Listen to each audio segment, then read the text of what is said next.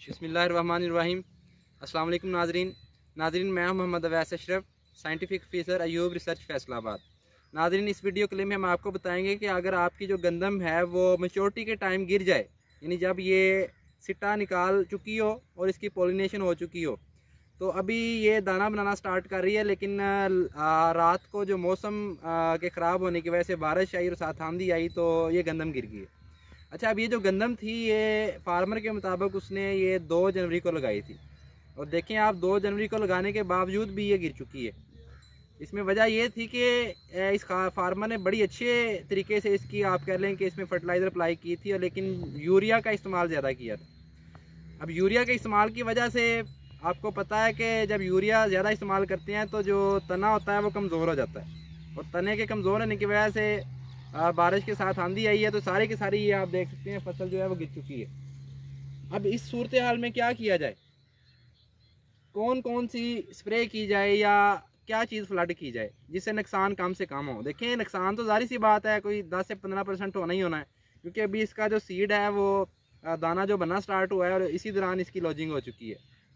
तो इस सूरत हाल में सबसे पहले आपने ये करना है कि बारिश, आपकी गंदम जब गिर चुकी है बारिश के बाद, तो 3 से 4 दिन के बाद अल्लाह ताला ने इसकी स्टेम में फ्लेक्सिबिलिटी रखी है, तो ये थोड़ा सा ऊपर खुद ब खुद फ्लेक्सिबल तरीके से ऊपर उठेगी।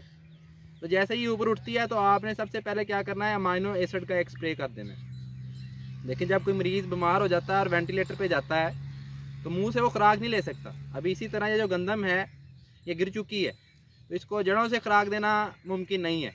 तो इस सूरत हाल में आपने क्या करना है कि अमाइनो एसिड की स्प्रे कर देनी है। कोई अच्छा, आप कह लें मल्टीनेशनल कंपनी का अमाइनो एसिड, जैसे क्वांटस है, ईज़ा बयान है, या एग फार्मा का अमाइनो एसिड है, तो वो आपने इस्तेमाल करना है। और उसको 400 ml पर एकड़ के हिसाब से डोज रख के आपने इसके ऊपर अप्लाई करना। उससे क्या होगा कि एक तो ये और मज़ीद आप कह लें फ्लेक्सिबल, इसमें फ्लेक्सिबिलिटी आएगी और ऊपर उठने के काबिल हो जाएगी, और दूसरा जो सिट्टे के अंदर दाना बन रहा है उसको भी खुराक मिलेगी। अमाइनो एसिड असल में क्या है, ये आप कह लें कि तैयारशुदा खुराक ही जो पौधे को देनी है। उसके बाद फिर आपने क्या करना है कि इसी तरह 1 हफ्ते के बाद फिर आपने पी के न्यूट्रिशिया के नाम से एक स्प्रे है स्वात एग्रो की, उसका स्प्रे करना है। वो भी रेडीमेड खुराक ही है, उसमें फास्फोरस भी है और पोटाशियम भी है।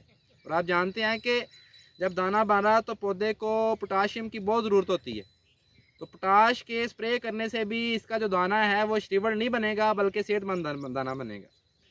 अभी इस फार्मर की हमने हिस्ट्री ली है तो इसका एक पानी रहता है, तो इसको ये रिकमेंडेशन की जाती है कि इस स्टेज पे आपने एक तो अमाइनो एसिड का स्प्रे करना है, और दूसरा 6 से 7 दिन के वक्फे पे आपने पीके का भी स्प्रे कर देना है।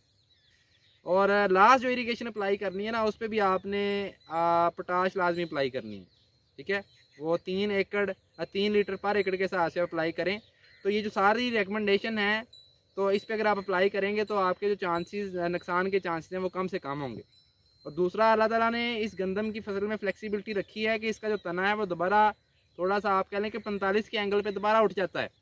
अभी आप देख रहे हैं ये बिल्कुल फ्लैट हुई पड़ी है, लेकिन कुछ ही दिनों पर जैसे ही इस पर अमाइनो एसिड की स्प्रे की जाएगी और पी के न्यूट्रिशिया के नाम से जो है वो अप्लाई करेंगे इसके ऊपर, तो उसके बाद दोबारा हम वीडियो बनाएंगे। तो आज की वीडियो बनाने का मकसद यही था कि गंदम गिरने के बाद परेशानी आपने होना, बल्कि उसको एक तो पानी लगाना है लाजमी, और दूसरा NPK और अमाइनो एसिड की स्प्रे करनी है। Thank you very much. हमारी इस वीडियो को शेयर भी कर दें और हमारे चैनल को सब्सक्राइब भी कर दें। अल्लाह हाफिज़।